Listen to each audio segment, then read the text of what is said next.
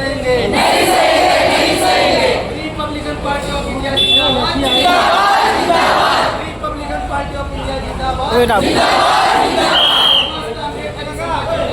जिंदाबाद, जिंदाबाद। समस्त आंबेडकरी समाज जिंदाबाद, जिंदाबाद, जिंदाबाद। भारतीय बौद्ध समाज जिंदाबाद, जिंदाबाद, जिंदाबाद। एक साथ में हाथ ऊंचा रखो।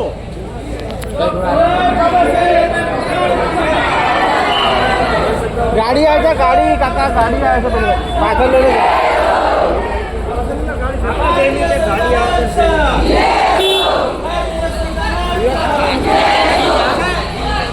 गाड़ी अरे नहीं ले काका रिवर्स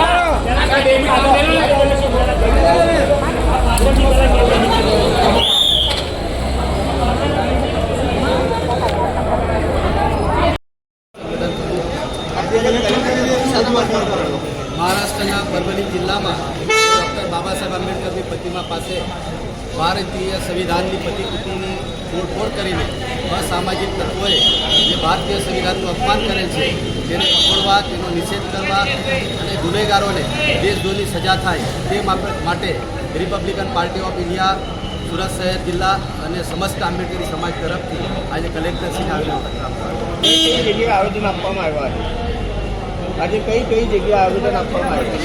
મહારાષ્ટ્રના તમામ જિલ્લાઓમાં આવેદનો આપવાનું શરૂ છે. તેમજ સુરતમાં પણ, અમદાવાદમાં બધી જગ્યાએ જે આંબેડકર સમાજ અને ભારતીય સંવિધાનમાં માનનારા લોકો આવેદનપત્ર આપીને પોતાની રજૂઆત. મહારાષ્ટ્રમાં કયા દિવસે આ ઘટના ઘટેલી હતી કે અત્યારે કયા પ્રકારની પરિસ્થિતિ છે? મહારાષ્ટ્રમાં 12 તારીખે આ ઘટના બની હતી. 12/12 આ ઘટના બની હતી અને ત્યાંની જે પરિસ્થિતિ છે ત્યાં સુલે શાંતિનો ભંગ થયો હતો અને ત્યાંના જે ભીમ સૈનિકો છે તેમને એનો ઉગ્ર વિરોધ કર્યો. તો ત્યાંની પોલીસે તેમને પોલીસ કસ્ટડીમાં અમારા એક ભીમ સૈનિક શહીદ થયા છે, જેનું નામ છે સોમનાથ સૂર્યવંશી, કે જે પોલીસ કસ્ટડીમાં તેમનું મૃત્યુ થયું છે. તો ખરેખર આ અત્યાર છે કે બાબા સાહેબ આંબેડકરની જે સંવિધાન બનાવીને આ દેશને એકતા, અખંડિતા અને ભાઈચારાનો સંદેશ આપ્યો છે, પરંતુ મનુવાદી, જાતિવાદી વ્યવસ્થામાં માનનારા લોકો આજે પણ બાબા સાહેબના સંવિધાનને માનતા નથી ને આવા કૃત્યો કરે છે. તેમની સામે કડકમાં કડક કાર્યવાહી થવી જોઈએ, તેની સામે દેશદ્રોહનો ગુનો દાખલ થવો જોઈએ. તેમજ અમારા સોમનાથભાઈ શહીદ થયા છે તેમના પરિવારને સરકારી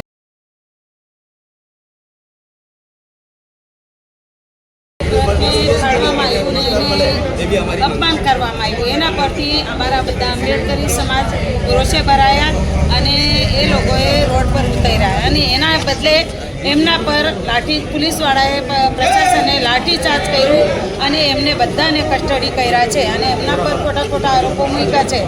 અને એના લીધે અમે બધા જ આજે કલેક્ટર ઓફિસે બધા આંબેડકરી સમાજ સેંકડોની સંખ્યામાં આવ્યા છે. બધી મહિલાઓ છે, બધા ભાઈઓ આવેલા છે અને અમને ન્યાય મળે અને અમે સરકારનો બી અને જે પરભણીમાં ઘટના બની છે એ ઘટનાનો બી અમે નિષેધ કરીએ છીએ અને કલેક્ટર સાહેબશ્રીને અમારી ખાલી એટલી જ માંગ છે કે અમને જલ્દી ન્યાય મળે, કારણ કે આ ઘટના વારંવાર બને છે. ગુજરાતમાં બી બને છે, મહારાષ્ટ્રમાં બી બને છે, પણ એ ઘટનાને પાછું એ લોકો અસ્થિર મગજના છે એમ કહીને વખોડી કાઢે છે અને એમને ન્યાય મળતો નથી. એટલે અત્યારે અમે ન્યાય માટે આવ્યા છે.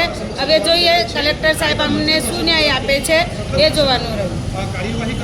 જય જય જય.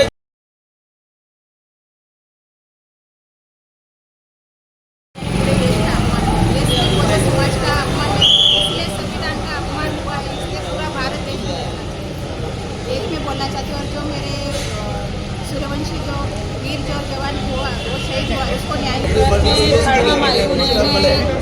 અપમાન કરવામાં આવ્યું. એના પરથી અમારા બધા આંબેડકરી સમાજ રોષે ભરાયા અને એ લોકોએ રોડ પર ઉતર્યા અને એના બદલે એમના પર પોલીસવાળાએ, પ્રશાસને લાઠીચાર્જ કર્યું અને એમને બધાને કસ્ટડી કર્યા છે અને એમના પર ખોટા આરોપો મૂક્યા છે.